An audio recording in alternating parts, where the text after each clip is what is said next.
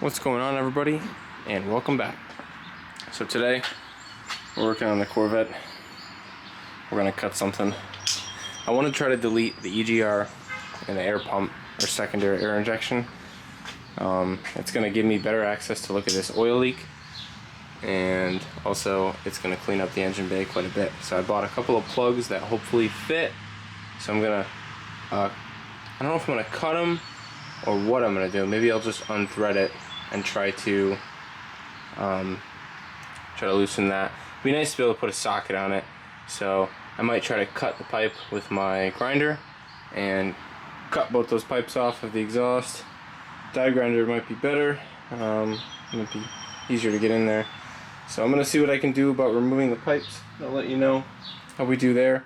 I'm still waiting on my block off kit to come in for the EGR valve and for the other exhaust stuff that goes in there. I have another thing that goes into the intake there. I think comes with another port for that. So there's two ports to block off in the back of the intake, and then the two plugs here. And it comes with one extra one.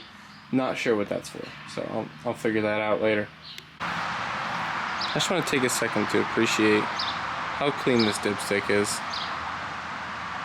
I don't know if this has been replaced or not, but man, that's a clean dipstick. That's a car that had oil changes done. I mean, the inside, the rocker, the rocker arms and everything on the valve covers look like that too. I can see with the oil cap off, so we will see how clean this engine is if I have to take the valve covers off to do the valve covers, but it looks clean. It doesn't look like there's any sludge in there. I think this thing was well taken care of. So look what we were able to remove. We got all this stuff out of here. We got the air pump, which is pretty heavy, the piping, which isn't, the bracket, and the EGR valve as well. So we got a few things to block off now. And everything came from pretty much down here. So I was able to remove that big bracket that held all that on. I rebolted the relay up here with a 10, and I jammed the connector in over here face down. So it may rot, but I think it's fine. I'm not worried about it. I'm not gonna put it back. So that is that, and I think you have to leave everything connected. I don't believe you have to leave the air pump plugged in, but I think you have to leave the wiring for it there. I don't remember. Some people said some different stuff. Hopefully I don't have an engine light now. If I do, I'll have to figure out how to bypass that. But we'll get around it. So I now am able to clean this frame rail. I had that pipe in there. You can see where I cut it right here, and I nicked the valve cover, of course. I just whacked it down. See that little line on the bottom? Down there. That's okay. We'll be fine. I'm glad I didn't hit the spark plug wires. So now I'm trying to decide if I want to hit this with a torch before I try to take it out. I may just try to hit it with a breaker bar and see if I can yank it out with a socket. Now it shouldn't be too hard. So I'd like to cut the other side too, and I'll remove this side first and see if my plug fits. That way I have something to go reference, or if I gotta go buy a plug that's different than the one that I already put in, I'll know. So anyway, I'm gonna go ahead and try to take this out, let you guys know how I get it. Now, another note, I'm working in the bathroom here, doing some paint stripper. Pretty crazy stuff here. I think I'm finally down to where I want to be. The last coat of paint on this thing was blue. So once I get the blue paint off, down to the bare radiator. So you can see all these layers of other paint that's caked down here over the years. I want a fresh start, They painted in all the grooves, all these coats of paint on there. I think this thing ought to be more efficient when I get all this old paint off of here. Maybe it's gonna make a minor difference, but I just want to start fresh. And I don't really want to replace the radiators because these old ones are still good. So I'd like to try to refinish them. Rather than go through the hassle of removing them to take them and sandblast them, I figured might as well try to do it while they're still hooked up. And this seems like it's working out. So I'm able to scrape all this old paint off. It takes a few times, a few applications. I guess you gotta get each layer at a time. I think I might need something a little stronger, like an aircraft paint stripper, but this is working good for the time being, so I'm just gonna keep at it. Keep trying to strip it until I get everything off. And I'm taking turns doing this. Working on the Corvette right now. Trying to get everything done at the same time, you know what I'm saying? Back in action here. These are M22 by 1.5 if I remember correctly. If it's not correct, I'll make some kind of correction, but that is the size, M22 by 1.5, and they came with a little crush washer. So I left that on there. I didn't put any type of sealant or anything, and I just rammed them home really tight with a 1/2 inch torque wrench, although I didn't torque them to any particular spec, just pretty freaking tight, and it should be fine. Just an exhaust. It's like an O2 sensor, you know, you just screw it in and you should be fine. So we got both sides plugged off, all the equipment's deleted, just waiting on my block off plates, and here's all the equipment that is no longer. So a lot of weight saved here, I think.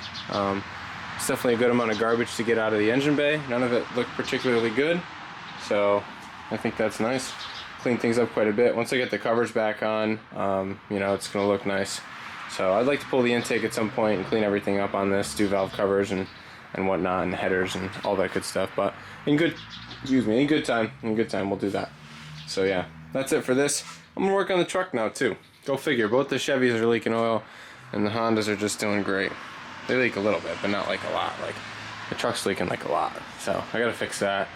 This was smoking. The truck smokes too. It's leaking out of the turbo feed on the truck. I'll show you guys. Not ideal. So it's making a big mess over here, just spitting oil everywhere out of the turbo feed. So I got a new sandwich plate, which I got to drill out. I got a new line and a new 90 down low. So should be everything I need to make this not leak. And then I'll have to clean the tray out. So I fixed the truck. It's actually got classic plates now. I don't know if you guys saw that in the last clips there. But yeah, I was able to register it in my name now. So is officially mine, and no longer my dad's there, because for some reason we put some vehicles in his name and didn't do the co-ownership, which you always should do. But yeah, I figure I'll show you guys what I did. I just changed the oil line, really. Not a big deal. I had a new piece in there.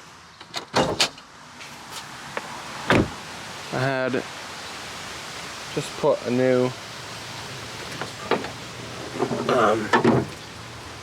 this line and this adapter plate. I put on brand new plate, brand new line, because the other one was all stripped out. So got this new line here. This is like I don't know, we'll see if it holds up. It's PTFE. The stainless lines, I don't know if they're just low quality or what. This does seem like nice quality though, and it hasn't, it does seem as though it's come loose. So I'm gonna have to snug that back up. They always do that on me. They just come loose. I don't know if it's from the engine shaking or what. Comment on your experience with that. Maybe I need like a banjo bolt. Try to do that in the future, but they seem to just come loose on me a lot, and it ends up me over tightening them. Maybe I should put Loctite on the threads, you know? Maybe that's where I'm going wrong. So let me know if you guys have experience with that. I don't know, it's just the engine moving and shaking. See, it's loose. So I might try some red Loctite on there, just to lock that guy down. So that's the truck. That's kind of unfortunate. Anyway, yeah, down low we have a hopefully a better scenario. Yeah, so that's it. We got a new 90-degree down on the bottom, and I think that should be better. So now the Corvette, I have the block off plates, right? So these came in for the EGR. So we're gonna pop the garage open now and check it out. So here we are. I'm gonna try this. This thing's doing the passive locking, unlocking on me. So hopefully this plate fits. The gasket did stay on there, so we're gonna reuse the bolts. I think I'm just gonna put a little thin layer of that copper gasket stuff on there on this side and bolt it down, and we should be good and sealed up for the EGR on that side. That's that one, and then there's this other one here that I'm gonna seal up with this gasket and a little bit of that copper stuff. Unfortunately, that didn't stay on there as well, but I'll try to clean that up a little bit before I do it, and then we'll get a nice seal on these. These gaskets tend to reseal okay. They're not too bad, so should be okay. So we got our block off plates in. That's pretty good. Let me get you a little bit of light. No, I can't find my flashlight. Use my phone. So we got that one that is the EGR, and the other one that's the pipe in the intake. Got them both gooped up. It looks a little ugly with the orange on there, but it's not that bad. I was gonna wipe it, but alright. Nice and clean. Once you put the covers on here, you probably won't see it anyway, but it will be clean, at least on the top. And now we can see our oil leak better, and that was the whole point of this anyway. So now I'll be able to run it and stare at the leak. I'm gonna clean that off, probably go to work for that. Looks pretty gnarly. I'm always worried of pressure washing this engine because I'm worried about the OptiSpark, but I did drive in a ridiculous rainstorm and the car was fine. So seems like no big deal, I guess. The OptiSpark is doing what it's supposed to do. So until it gives me an issue, I'm still going to be careful. So I'll probably just clean all that with brake clean at work. I'll get it all washed out, and it should be easier to spot the leak, see if it's the intake manifold or not. So that's the plan. Right now I'm going to try to install my fog lights that I've had forever. So I'll show you guys if I end up getting that situated. So I drove the car and it did pretty well. I cleaned this off a little bit back here just so I could try to see where it was leaking from, and it is leaking from the back of the intake manifold. So I'm gonna have to reseal the intake plenum. Not a big deal. I ordered gaskets for it. It's only 25 bucks. I got the Male ones, or Mal. I also want to get valve cover gaskets, and I ordered this hose as well. I blocked this off because this goes to this little solenoid, but all you need to do is leave this solenoid electrically connected, and you won't set an engine light for the secondary air pump there.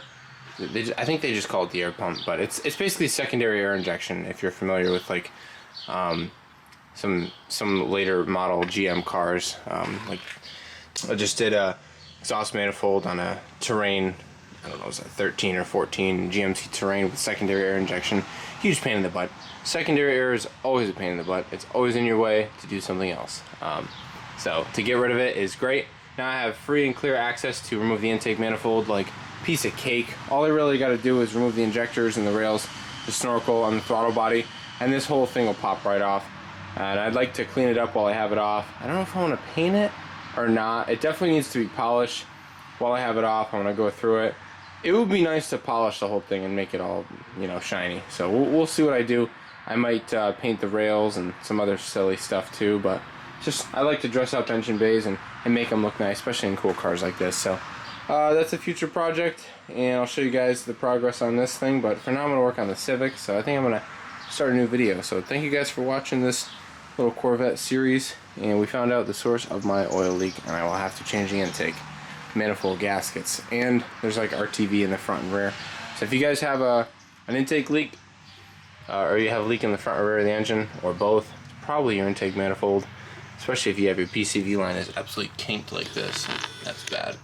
So I ordered the proper line for this, and I'm going to put that on there. Hopefully that might help a little bit to relieve some of the crankcase pressure, but still think I'm going to reseal the intake just because I think I probably have a vacuum leak too. So I'll let you guys know. Anyway, thanks for watching, and we'll see you guys in the next one.